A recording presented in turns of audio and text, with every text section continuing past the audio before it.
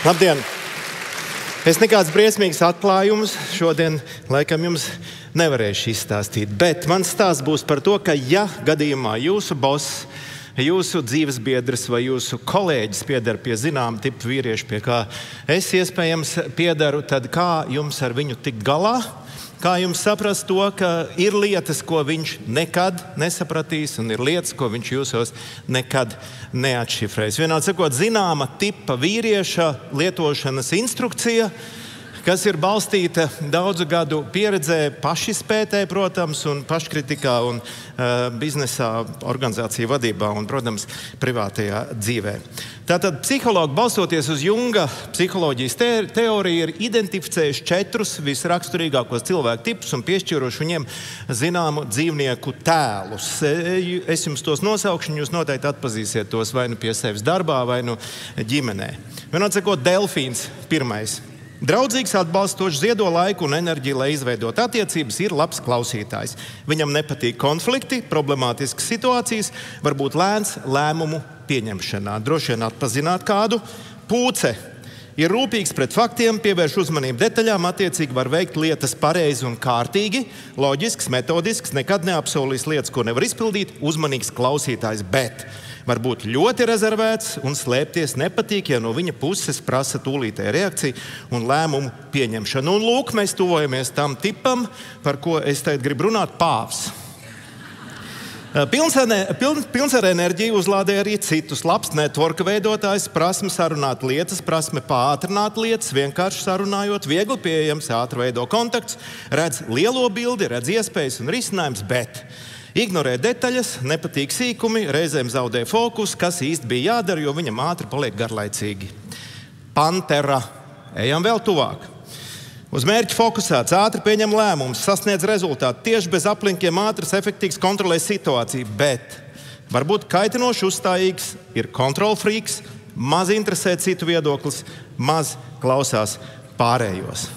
Tātad, es konkrēti piedaru pie panteras, un man ir ārkārtīgi būtisks pāva iezīmes. Katram cilvēkam tā ir. Šāda tipa nav mazums, it sevišķi biznesa vidē, tāpēc, ka viņi parasti nav slikti līderi, viņi zina lietas. Biznesā tādu ir tiešām daudz darbā, bet privātajā dzīvē viņi gandrīz nekad nav vecpuiši. Daudzām no jums arī droši vien mājās ir šāda tipa panterpāvs. Vienā sakot, kā tikt ar viņiem galā, sev nebojājot nervus? Pirmā problēma. Šis cilvēks nespēja atšķirt funkcionālās no emocionālajām vajadzībām. Viņš pirmkārt izvēlās momentā risināt funkcionālās vajadzības un emocionālās vajadzības viņam paliek otrajā plānā. Piemēram, konkrēts piemērs. Es atnāku mājās no darba, mana sieva ir diezgan bēdīgā garstāvoklī un sāk uzreiz sūdzēties, ka viņi nevar noparkot mašīnu pagalmā, ka kaimiņi nav nolikuši tā un ka mašīna vispār ir pa lielu un ka vispār viņai ir kompleks no tā, ka viņi neko nevar izdarīt šeit, pat neprot noparkot mašīnu. Un viņi sūdzās, un es reiz viņu pārtraucu un saku, stop, sākam risināt problēmu. Ko mēs darām? Pērkam mazāku mašīnu? Nē, mašīnu liekam uz ielas, maksājam par stāvvietu? Nē, es runāju ar kaimiņiem, lai viņi pārbīda savas mašīnas, mēs liekam jaunus sensors, liekam video kameras. Viņi saka, stop, vai tu vari vienreiz vienkārši paklusēt un paklausīties manī? Es vienkārši gribu tev pastāstīt, kā man dienā gājas, vienkārši pasūdzēties. Tas taču ir tik dabiski un normāli. Vienādi sakot, šāda tipa vīrieši nesaprot, ka uzreiz nav jārisina lietas, ka vienkārši kādreiz ir jāpaklausās. Un sievietē reizēm vienkārši vajag pasūdzēties, parunāties, izkratīt sirdi, atļauties būt emocionāli, nevis uzreiz 3 risinājumi. Mans padoms ir tāds: ļaujiet viņam to darīt. Ļaujiet viņam izpausties, ļaujiet viņam risināt, tāpēc, ka pantera ir noderīga uzbrukumiem, bet negaidiet no viņas pacietību, netērējiet laiku, tas emocionālais pieslēgums būs diezgan limitēts. Panterpāvs nespēja darīt 2 lietas vienlaicīgi, tā kā jūs to darat brīnišķīgi, sievietēm ir tāds talants. Tātad vai nu pantera ir aizņemts ar kaut kādu uzbrukumu, uzdevumu risināšanu, vai nu kā pāvs, viņš ir aizņemts pats ar sevi. Tātad, piemēram, es 2. rītā pēc šīs sarunas dodos pagalmā risināt problēmu ar parkošanos. Bet man sieva vienlaicīgi ir iedavusi otru sarežģītu uzdevumu – iznest miskasti. Es tātad nesu miskastes maisu, es pieeju pie tās lielās miskastes, Es to uzdevumu konkrēti zinu, kas man jādara. Es vienlaicīgi domāju par parkošanos, kā tur noparkoties, ko mums pagalmā darīt. Es atveru miskas māku, iemetu miskas maisu, aiztaisu ciet, bet tā kā es domāju par mašīnām un par parkošanos, es izvelku mašīnas atslēgas, nopīkstinu, aiztaisu miskas svāku. Un tikai pēc laba brīža es attopos, ka kaimiņš uz man tā šķība skatās. Es zināju, ka Žagars ir dīvains, bet ka tik ļoti jocīgs. Vienā sakot, es nevaru darīt divas lietas paralēli. Vienā sakot, mēs nesaprotam un nespējam atšifrēt to, ka ar mieru un pīpēšanu var darīt vairākas lietas. Vienlaicīgi, kā jūs to lieliski darat, auklēt bērnu, darīt darba lietas, gatavot ēst, klausīties lekciju turpat uz virtuves galda datorā. Mans padoms jums ir tāds. Netraucējiet, lai viņš dara to vienu. Uzmanīgi noķeriet to brīdi, kad viņš to vienu uzdevumu ir izdarījis. Momentā dodiet nākamo. Viņš šausmīgi efektīvi pārslēdzās. Viņš ir ārkārtīgi aizmāršīgs. Šis cilvēks ir paviršs pret detaļām, kas viņam neliekas svarīgs. Piemēram, man ir problēma ar vārdiem un ar sejām. Es neatceros vārdus, neatcerās sejas, nevaru viņus salikt kopā, un vienmēr ir problēma. Pirms kaut kādiem gadiem CS koncerta zāles atklāšana, ārkārtīgi svinīgs notikums, mums ir ļoti daudz viesi, ministri, vipi, vēstnieki, slavenības un tā tālāk. Es neatceros viņu vārdus, neatceros sejas, es stāvu, viss pieņemu. Nāk iekšā pa durvīm kāds kungs, es skatos uz viņu un es saprotu, viņš ir ļoti svarīga persona. Es viņu pazīstu un es viņam metos klāt un es saku, kāds gods, ka jūs ieradāties pie mums uz koncertu. Viņš tā kā nedaudz nobrīnās un es saku tā un es ceru, ka jums patiks un tā tālāk un tā tālāk. Un noteikti pēc koncerta uz vīna glāzu uz pieņemšanu viņš atkal tā paraust uzacis. Neko, un pēc koncerta viņš, protams, ierodās uz vīna glāzi, un es saku, kā jums cienītais patika koncerts, un tā viņam patika, ļoti patika, un tā tālāk, un mēs izrunājamies mierīgi. Es pēc tam pieeju pie savu vietnieku, tehniskā direktora, es čukstu Māri, pasaka, kas tas pa cilvēku, kas tas pa veci, es viņu nepazīstu.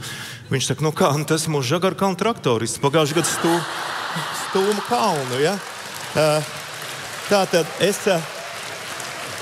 nesaprotu to, es nesaprotu tā kā sievietes to, ka būtība slēpjas detaļās. Un mans padoms ir tāds, necentieties to labot, vienkārši pieskatiet viņu, pienāciet klāt pirms tikšanās, klusām iečukstiet ausīs, kas tas ir cilvēks, ar ko jau viņš tā draudzīgi tērzē, kas tas tāds ir un kas viņam par amatu un vienādi sakot. Arī pārbaudiet vienmēr lidostas drošības kontrolē, vai viņš nav atstājis vanniņā, teiksim, savu datoru, naudas maku un tā tālāk. Es 3 reizes pēc kārtas esmu to izdarījis. Un ar grūtībām dabūjis to apakaļ. Viņš ir apsēsts ar situācijas kontroli un plānošanu. Viņam patīk plāns kā process. Tas nekas, ka viņš nesakos tam plānam. Viņam patīk turēt kontroli pār notikumiem. Mēs ar sievu kāpjam kalnos. Es esmu precīzi izrēķinājis, kāds ekipējums mums vajadzīgs, kurā brīdī mēs mainām drēbes uz Goroteks, tāpēc, ka tur var būt vējš, un ja gadījumā paliks karsts, tad mēs to velkam nost. Mums ir tādas nūjas un tādas zābaki. Mums ir tik daudz ūdens līdz, kur precīzi man pietiks ik pa laikam, kur mēs dzersim ūdeni. Es vēl nesu sievas ūdeni, ir karsts, visādi var gadīties. Mēs dodamies uz virsotni, mēs virsotni sasniedzam, viss notiek pēc plāna, es visu kontrolēju. Ekipējums darbojās, ūdens ir izdzers tieši tik daudz, cik ir vajadzīgs, un mums vēl pietiek atpakaļ ceļā. Mēs sākam kāpt lejā, un tajā brīdī es, protams, pašapmierināts, ka viss tiek kontrolēts. Un es dzirdēju aiz muguras svilpo, un es paskatos apakaļ, un viens vietējais iedzīvotājs džinsos, bez ekipējuma, ar tenišķībām, ar atvērtu alus buņģu, paskrien mums garām no virsotnes. Tad viņš ir bijis tur, bez kāda Excel tabulas, kurā brīdī cik daudz ir jāiedzer un bez visa tā ekipējuma. Vienādi sakot, šie vīrieši, viņi nesaprot, ka ne viss ir jāplāno, ka reizēm lietas vienkārši tīri labi notiek arī bez pilnas kontrolas. Bet mans padoms ir tāds. Ļaujiet viņam plānot, lai viņš izpaužas, viņš ātri no tā plāna atteiksies, viņam ir svarīgs process. Viņam ir svarīga tā sajūta, ka viņš visu kontrolē un galu galā viņš atrisina pats tās problēmas, ko viņš pats ir radījis. Šis panterpāvs viņš ir apsēsts ar darbības ātrumu. Viņam viss vajag ātri, viņš necieš lēnu runāšanu, garu spriedalēšanu, priekšroku dod ātrai tiešai sarunai. Dievs pasarg nekādi meili, es ceru, ka tev šodien viss ir labi un pēc tam ar lielu cieņu un ceram, ka mēs kādreiz tiksimies un blā, blā, blā, blā, blā. Vienkārši viņam vajag tā, skaidrs, viss, ejam tālāk, punkts. Viņš ciena ātrumu, viņš piedod kļūdas, bet viņš necieš čamāšanos. Viņš nesaprot to, ko saprotat jūs, sievietes, ka reizēm kaut ko dzīvē var darīt arī lēnām un ar baudu. Un ka darbā nevajag visu laiku psihot kā traka mezim. Ka darbs reizēm var arī, ka kaut ko var arī padarīt mierīgi. Ja? Mans padoms tāds, vienkārši runājiet īsi, rakstiet ātri, mēģiniet saprast, kādā ātrumā, kādā robā viņš ir, ieslēdziet to pašu robu un mauciet līdzi. Bet nebaidieties viņu pārtraukt, ja viņš aiziet tādā overdrive, vienkārši noraujiet roķeni. Viņš ļoti ātri sabremzē lietas. Viņam ir paradums neiespējamā laikā saplānot neiespējami daudz lietas, un viņš bieži sagrābjās pārāk daudz, bet pārsteidzošā kārtā, un tas ir paradoks, viņam veicās. Un kādreiz viņš izrullē, vai, teiksim tā, gandrīz vienmēr izrullē. Es, visu mūžu esmu mocies ar to, ka man jābūt laikā uz izrādi. Un es, protams, esmu saplānojis ļoti daudz lietas, kas man vēl pirms izrādes ir jāizdara, bet es līdz šim gandrīz nekad neesmu nokavējis izrādi. Bet man bija tāds gadījums, pirms kādiem gadiem es atrodos kalnu slēpošanas treniņu nometnē Alpos, un mēs slēpojam, un man ir izrāde, un es esmu precīzi aprēķinājis, ka man ir jāizlido dienu iepriekš, jo ir ziema, puteņi, viss kaut kas, un man ir izrāde galvenā loma, 1000 skatītāji, ja es nokavēšu, tad izrāde tiks atcelt un būs briesmīgs naudas sods. Ok, bet pēdējā brīdī laiks ir labs, un es izkalkulēju, ka es varētu lidot pēdējā dienā.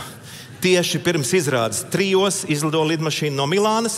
Lidmašīna nosēdīsies 5:30, 6:00, 7:00 man izrādes, var paspēt ielikt taksiju, ja taksi pasūtīts, un 7:00 būt uz skatuves. Un veselu dienu slēpot vairāk, kas ir ārkārtīgi būtiski. Lidmašīna, protams, nokavē, neizlido laikā no Milānas, un viss ir slikti. Es nesaku nevienam, nezvanu uz teātru, nebrīdinu, tāpēc, ka es ticu, ka es izrullēšu kaut kā, nezinu kā. Tagad pulkstenis ir bez 15:07, es pa iluminatoru skatos, es redzu, ka tur ir Rīgas uguņi. Es ieslēdzu telefonu, noslēpies no stjortiem un zvanu uz teātru, redzu 15 neatbildēt zvani. Tur paceļ klausos, Žāgar, kur tu esi? Velns par ausu, mēs te visi psihojam, mēs gatavojamies atcelt izrādi. Un es saku, pagaid, nomierināties, es jau redzu Rīgas gaismas.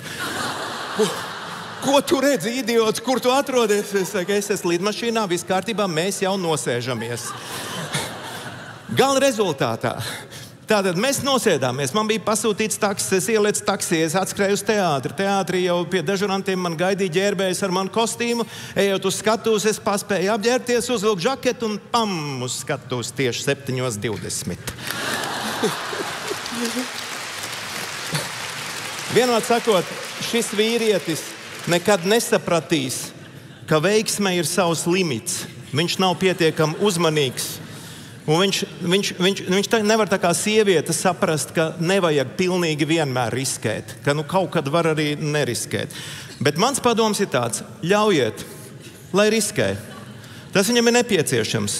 Darbā, biznesā mēģiniet tā kā pieturēt klusu kontroli. Bet, kas attiec uz personiskās dzīves plānošanu, riskus nepieļaujiet, pieturiet 100% kontroli. Šis vīrietis reti saka nē. Viņu uztverē pateikt nē, tā ir vājuma pazīme. Viņš pats reti saka, es šo latiņu nevaru šo augstumu paņemt, es tai nevaru pārliekt, tas nav mans augstums. Bet viņam arī nepatīk, ja viņam saka nē. Un tas ir ārkārtīgi svarīgi. Viņam vienmēr vajag uzvarēt. Pirms kādiem 2 gadiem mums ir kalnu slēpošanas grupas treniņš, sportisti. Es trenējos kopā ar čaļiem, kas ir 30, 40 gadus jaunāki nekā mani, tādi labi sportisti. Mums treneris iedod sprintu, jums jāskrien pa pāriem sprints. Mani noliek kopā ar Tomiņu, kas ir tieši 37 gadus jaunāks nekā es. Ļoti labs sportists, labs slēpošanas instruktors. Es domāju, man tas Tomiņš jānoskrien, jo es esmu labs sprintā. Mums tiek dots starts, mēs skrienam, un es skrienu Tomiņam blakām ar maksimālo ātrumu, un pēdējos metros es jūtu, es varu Tomiņu noskriet. Un es pielieku maksimālo piepūlu, un burtiski finišā es esmu pa krūšu tiesu priekšā Tomiņam, un es esmu uzvarējis. Tajā brīdī atskan blīkšķis, un man pārplīst muskulis no pārpūles. Vienādi sakot, rezultāts ir tāds, es pēc tam 2 mēnešus staigāju ar saplēstu muskuli, kliboju ar kruķiem, bet es esmu laimīgs. Jo es uzvarēju Tomiņu. Ja?